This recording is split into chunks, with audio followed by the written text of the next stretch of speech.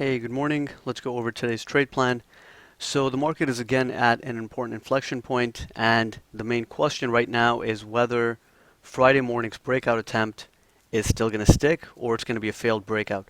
Now, because buyers were in control heading into Friday's session, we can still expect buyers to maintain control as long as they hold ES above 55 to 57. So we are going to be using 55 to 57 as the bull bear zone on the day time frame. And as long as buyers can hold it above the zone, then we have a shot at testing the 64 half high volume node and the 65 half to 68 initial resistance.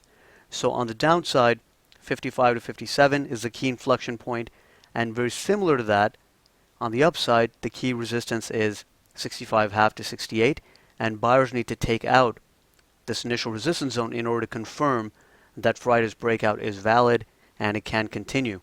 Whereas if we fail here yet again and then head lower, that would just continue to weaken the market and eventually we could get a downside move. Now, in the event that sellers are aggressive and we break and hold below 55 to 57, then the support at 49 and the 44.75 to 46.75 would become downside targets. And we can see that this is basically the bottom of the 3-day balance that we tried to break out from. So then this would become in focus and we would come down here for a test. And even though responsive buyers can be active at 44.75 to 46.75, we will have to be careful on the long side because the zone may not hold. We've already tested above, found sellers, and now the market may have to head lower below the balance in order to find buyers. So we could actually head lower to 38 half to 40 half before we get any decent buy response, or potentially even lower. And that's why we will have to be careful taking any long setups below the micro bull bear zone. So those are really the main ideas on the day. As long as we hold the bull bear zone, we can head up, test 65 half 68, perhaps get some rotational activity on first test because it is a key resistance spot. And if the market is going to fail, then 65 half to 68 is the spot where it can fail. Whereas if we take this resistance zone out on the upside, then we can go up and test the prior day's VPOC, the 72 to 74 resistance zone, maybe get some rotational activity there.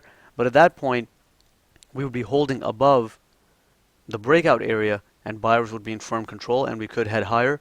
So we'll have to be cautious on any shorts above initial resistance because that would be a market where buyers are in firm control.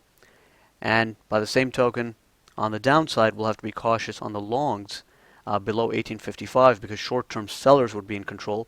And then initial support, we can get a bounce, we can get responsive buyers. But if we break this, then we're breaking below a multi-day balance after a failed breakout attempt. So we could head lower to 38 half to 40 half or even 33 to 35 before we get any decent buy response. And that's why, below here, you really don't want to be looking for any long setups unless they're very clear, unless the market is running on below average volume and the range has already been exhausted on the day time frame, which these days we're seeing 15 to 20 point ranges. So if the range gets exhausted heading into a support zone, then perhaps we can look for a exhaustion type bounce where the market is temporarily oversold. But aside from that, a break below here would be a break below a 3-day balance, and it could lead to some extended downside activity before buyers step in. And on the upside, a break above this zone would confirm the upside breakout from Friday, and 72 to 74 and potentially 76, 75 would be in play. So those are really the main ideas. We don't really have a lot of econ reports scheduled for Monday, but from a market structure perspective and just looking at the technicals, Monday is an important session because of this Friday morning breakout.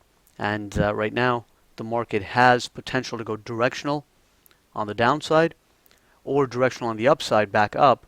But if we hold 55 to 57, then very likely we'll just balance within Friday's range.